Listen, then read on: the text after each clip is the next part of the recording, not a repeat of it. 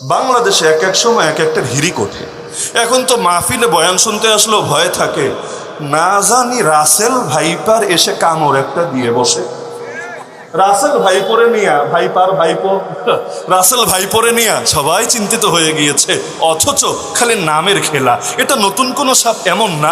যারা খ্যাতখামারিতে কাজ করে, মেডিকেলে ডাক্তারি করে, জিজ্ঞেস করে দেখেন, ভাই চন্দ্রবোরা চিনো কি না? বলবে হ্যাঁ চন্দ্রবোরা তো চিনি, কত মেরেছি, কত দেখেছি। হ্যাঁ বিষাক্ত, তাতে কি, এগুলো আগ থেকেই আছে। আর সাপ আগ বেড়ে কাউরে কামড় দেয় না, সাপ তো আরো সতর্ক করে, ফসফস করে, তুই ভাগ, তাড়াতাড়ি ভাগ। যখন ঠেকায় পরে কামড় একটা দিয়ে বসে, ঠেকায় পড়লো তো আপনিও কামড় মারেন, ঠেকায় বললো তো পিঁপড়াও কামড় মারে। তো সাপ বেচারা কি দোষ করেছে? রিস্ক অনুভব করলে কামড় তো একটা দিবেই। তো চন্দ্রবোরা তো আছে আগ থেকেই। এখন মিডিয়া বাংলাটারে খালি ইংলিশ করে দিয়েছে। যেমন সুদ খায়, শুনতে খারাপ লাগে, ইন্টারেস্ট খায়, এটা শুনতে ভালোই লাগে। ছেলেটা মদ খায়, শুনলেই মেজাজটা গরম হয়। ছেলের সব ঠিক আছে, হালকা পাতলা ড্রিঙ্কস করে, শুনলেই আলাদা মজা লাগে। মেয়েটা হলো বেপরদা, বেহায়া, বেলজ্জা, শুনলে তো একেবারে রক্তে তেলে বেগুনে জ্বলে ওঠে।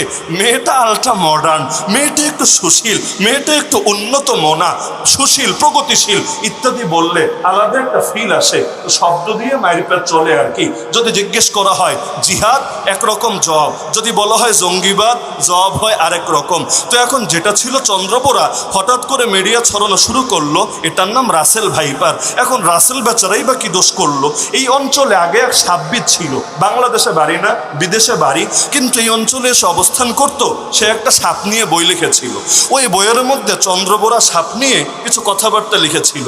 তো এখন সেই চন্দ্রবোরা সাপ নিয়ে জনাব রাসেল সাহেব যেহেতু বইয়ে আলোচনা করেছে, এজন্য সাপের মালিকই তারে বানিয়ে দিয়েছে, তার নামে রাসেলস ভাইপার।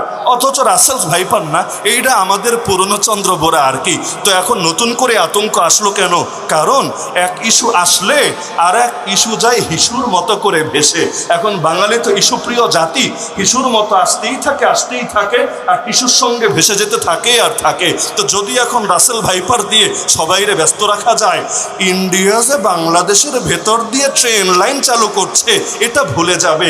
জেনারেল আজিজ সাহেব কি করেছে, বেনজির সাহেব কি করেছে, আরো কত কত সাহেব কত কিছু করেছে, এগুলো মানুষ ভুলে যাবে।